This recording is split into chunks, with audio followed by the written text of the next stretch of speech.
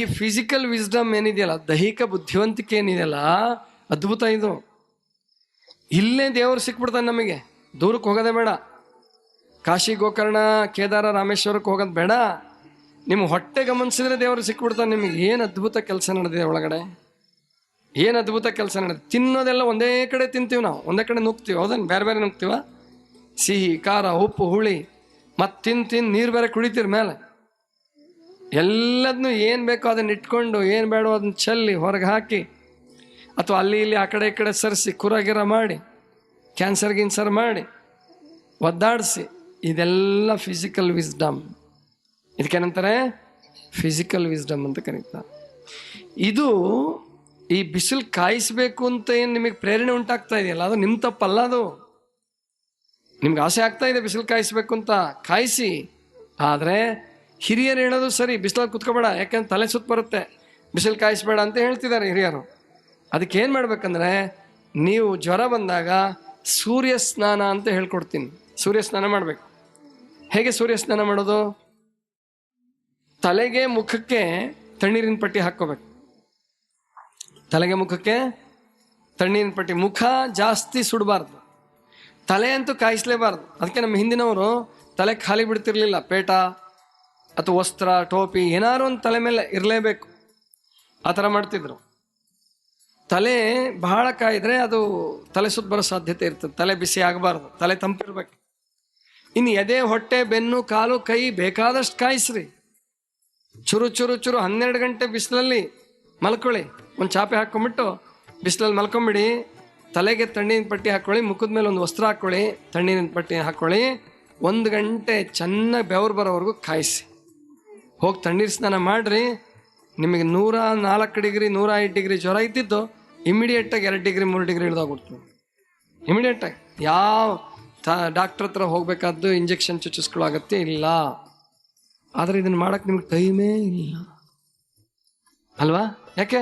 ಸೂಟಿ ಮಾಡ್ಬೇಕು ಅರ್ಧ ದಿವಸ, ಮತ್ತು ಅವರು ಆಬ್ಸೆಂಟ್ ಆಗ್ತಾರೆ, ಮತ್ತು ಹೋಮ್ವರ್ಕು, ಅದು ಇದು. ಇವರಿಗೆ ಡ್ಯೂಟಿ, ನಿಮಗೆ ಹೋಮ್ವರ್ಕ್.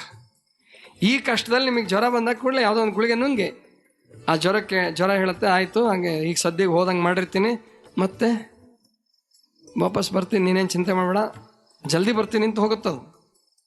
ಜಲ್ದಿನೇ ಬರ್ತೀನಿ ಇರು ಒಂದು ಸ್ವಲ್ಪ ಅಂತ ಹೋದಂಗೆ ಮಾಡಿ, ಹೋಗಿರಲ್ಲ ಅದು, ಹೋದಂಗೆ ಮಾಡಿ ಮತ್ತೆ ಬಂದ್ಬಿಡ್ತದೆ. ಅದಕ್ಕೆ ಸಣ್ಣ ಮಕ್ಕಳಿಗಂತೂ ಜ್ವರ ಬಂದಾಗ ಯಾವುದೇ ಗುಳಿಗೆ ಕೊಡಿಸ್ಬಾರ್ದು. ಒಂದು ಅರ್ಧ ದಿವಸದಲ್ಲಿ ಜ್ವರ ಕಡಿಮೆ ಮಾಡ್ಕೊಂಡ್ಬಿಡ್ಬೋದು. ಅರ್ಧ ದಿವಸ ಸಾಕು. ಸೂರ್ಯ ಸ್ನಾನ ಅಂತ ಕರೀತಾರೆ ಇದಕ್ಕೆ, ಸೂರ್ಯ ಸ್ನಾನ. ಗೊತ್ತಾಯ್ತಾ? ಇನ್ನೊಂದು ಮಾತು ಹೇಳ್ತಾರೆ, ಕಫ ಪಿತ್ತೋದ್ಭವಾನ್ ರೋಗಾನ್ ವಾತ ರೋಗಸ್ತತೈವ ಚ ತತ್ ಸೇವನಾತ್ ನರೋ ಜಿತ್ವಾ ಜೀವೇಶ್ಚ ಶರದಃ ಶತಂ.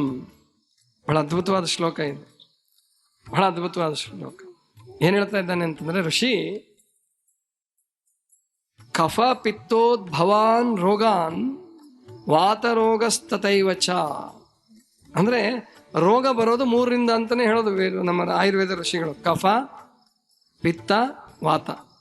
ಕಫ, ಪಿತ್ತ, ವಾತ. ಇದು ಯಾವುದರಿಂದನಾದ್ರೂ ಹುಟ್ಟಿರಲಿ, ಇಷ್ಟರಲ್ಲಿ ಯಾವುದರಿಂದನಾದ್ರೂ ಹುಟ್ಟಿರಲಿ, ತತ್ ಸೇವನಾತ್. ತತ್ ಅಂದರೆ ಬಿಸಿಲು, ತತ್ ಅಂದರೆ ಅದು. ಬಿಸಿಲನ್ನು ಕಾಯಿಸೋದ್ರಿಂದ, ಸೂರ್ಯ ಸ್ನಾನ ಮಾಡೋದ್ರಿಂದ, ತತ್ ಸೇವನಾತ್. ಸೇವನಾತ್ ಅಂದ್ರೆ ತಿನ್ನೋದು, ಅಂದರೆ ಹೀರ್ಕೊಳ್ಳೋದು, ಚರ್ಮದ ಮೂಲಕ ಹೀರ್ಕೊಳ್ಳೋದು. ತತ್ ಸೇವನಾತ್ ನರೋ ಜಿತ್ವ ಜೀವೇಶ್ಚ ಶರದಃ ಶತಂ. 100 ಕಾಲ ಬದುಕಬಹುದು ನೀನು, 100 ವರ್ಷಗಳ ಕಾಲ ಬದುಕಬಹುದು. ತತ್ ಸೇವನಾತ್. ಅದನ್ನು ನೀನು ಸೇವನೆ ಮಾಡೋದ್ರಿಂದ 100 ವರ್ಷಗಳ ಕಾಲ ಬದುಕಬಹುದು ಅನ್ನೋ ಮಾತನ್ನು ಹೇಳ್ತಾನೆ. ನೋಡಿ ಎಷ್ಟು ಅದ್ಭುತ ಇದೆ ಮಕ್ಕಳೇ. ಆಯುರ್ವೇದ, ಪ್ರಕೃತಿ ಚಿಕಿತ್ಸೆ ಇದೆಯಲ್ಲ, ನಿಮಗೆಂದೂ ಭಯ ಪಡಿಸೋದಿಲ್ಲ. ಅದು ಹಿತ ಆಗುತ್ತೆ, ಖುಷಿ ಆಗುತ್ತೆ, ನಿಮಗೆ ಸಂತೋಷ ಆಗುತ್ತೆ. ಅಷ್ಟು ಅದ್ಭುತವಾಗಿದೆ ಈ ಚಿಕಿತ್ಸೆ. ಆದ್ದರಿಂದ ಇದನ್ನು ಎಲ್ಲರೂ ಅಭ್ಯಾಸ ಮಾಡ್ಕೊಳ್ಳಿ. ಖರ್ಚಿಲ್ಲದ ಚಿಕಿತ್ಸೆ ಇದು, ಖರ್ಚಿಲ್ಲದ ಚಿಕಿತ್ಸೆ. ಏನು ಸೂರ್ಯ ಸ್ನಾನ ಮಾಡೋಕ್ಕೆ ಖರ್ಚಾಗತ್ತಾ?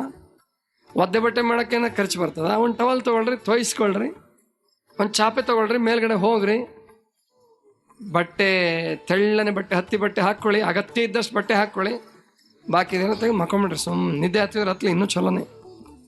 ಅಲ್ಲೇ ನಿದ್ದೆ ಕೊರಕೆ ಹೊಡೀರಿ. ಗೊತ್ತಾಯ್ತಲ್ವಾ? ನಾನು ಇದನ್ನೆಲ್ಲ ಮಾಡಿ ನಿಮ್ಗೆ ಹೇಳ್ತಾ ಇರೋದು. ಡೆಂಗು ಜ್ವರ ಬಂದಾಗ 108 ಡಿಗ್ರಿ ಜ್ವರ ಇದ್ದಾಗಲೂ ಸಹಿತ ಹೆದರಲಿಲ್ಲ. ಸೂರ್ಯ ಸ್ನಾನ, ಆಹಾರದ ಪಥ್ಯ, ಉಪವಾಸ, ಎನಿಮಾ ಇಂಥದ್ರ ಮೂಲಕನೇ ಆ ಕಾಯಿಲೆಯನ್ನು ಹುಷಾರು ಮಾಡಿಕೊಂಡು ಇವತ್ತು ಧೈರ್ಯವಾಗಿ, ಸಂತೋಷವಾಗಿ,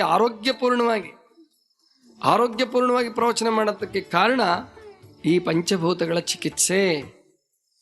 ಮಕ್ಕಳ, ಇನ್ನೊಂದು, ಸೂರ್ಯನಿಂದ ಒಂದು ವಿಟಮಿನ್ ಸಿಗುತ್ತೆ ಉಚಿತವಾಗಿ, ಡಿ, ವಿಟಮಿನ್ ಡಿ. ಆ ವಿಟಮಿನ್ ಡಿ ಇಲ್ಲದೆ ಹೋದರೆ ಇನ್ಯಾವ ವಿಟಮಿನ್ ರಕ್ತಗತ ಆಗೋದೇ ಇಲ್ವಂತೆ. ಎ ಬಿ ಸಿ ಇದಾವಲ್ಲ, ಎ ಬಿ ಸಿ ಇ, ಇವೆಲ್ಲ ರಕ್ತಗತ ಆಗಬೇಕಾದ್ರೆ, ಅಬ್ಸರ್ವ್ ಆಗಬೇಕಂದ್ರೆ ಒಳಗಡೆ ಯಾವ್ದು ಬೇಕು? ವಿಟಮಿನ್ ಡಿ ಬೇಕು. ಆದ್ದರಿಂದ ಸೂರ್ಯನಿಂದ ಉಚಿತವಾಗಿ ಸಿಗ್ತಕ್ಕಂಥದ್ದು. ಯಾರಿಗೆ ವಿಟಮಿನ್ ಡಿ ಕೊರತೆ ಆಗ್ತದೋ ಅವ್ರಿಗೆ ಒಂದು ಕಾಯಿಲೆ ಬರ್ತದೆ, ರಿಕೆಟ್ಸ್ ಅಂತ ಒಂದು ರೋಗ ಬರ್ತದೆ. ಆಮೇಲೆ ಶಾರದಮ್ಮ ಅವ್ರು ಹೇಳ್ತಿದ್ರಲ್ಲ ನೆನ್ನೆ, ಒಂದು ಹುಡುಗಿಗೆ ಏನೋ ಕಾಯಿಲೆ ಬಂದು ಬೆರಿ, ಇವೆಲ್ಲ ಕಾಯಿಲೆಗಳು ಬರೋದು ಸೂರ್ಯನ ಅಭಾವದಿಂದ, ಬಿಸಿಲಿನ ಕೊರತೆಯಿಂದ, ವಿಟಮಿನ್ ಡಿ ಕೊರತೆಯಿಂದ. ಜೊತೆಗೆ ಹೊಟ್ಟೆಯಲ್ಲಿ ಕೊಳೆ ಜಾಸ್ತಿ ಆದರೆ, ಎರಡೂ ಕಾರಣ. ಹೊಟ್ಟೆಯಲ್ಲಿ ಕೊಳೆ ಜಾಸ್ತಿ ಆದರೆ ಹೆಮೋಗ್ಲೋಬಿನ್ ಕಡಿಮೆ ಆಗ್ತದೆ ಬರುತ್ತೆ. ಜೊತೆಗೆ ಸೂರ್ಯನನ್ನ ಬಿಸಿಲು ಕಾಯಿಸ್ಲಿಲ್ಲ, ಬೆವರು ಬರಲಿಲ್ಲ ಅಂದರೆ ಕಾಯಿಲೆಯ ಮೂಲ ಅಲ್ಲಿಂದನೇ ಪ್ರಾರಂಭ ಆಗುತ್ತೆ. ಆದ್ದರಿಂದ ನಾವು ತಿಳ್ಕೋಬೇಕು, ಬಿಸಿಲನ್ನು ಚೆನ್ನಾಗಿ ಕಾಯಿಸ್ಬೇಕು.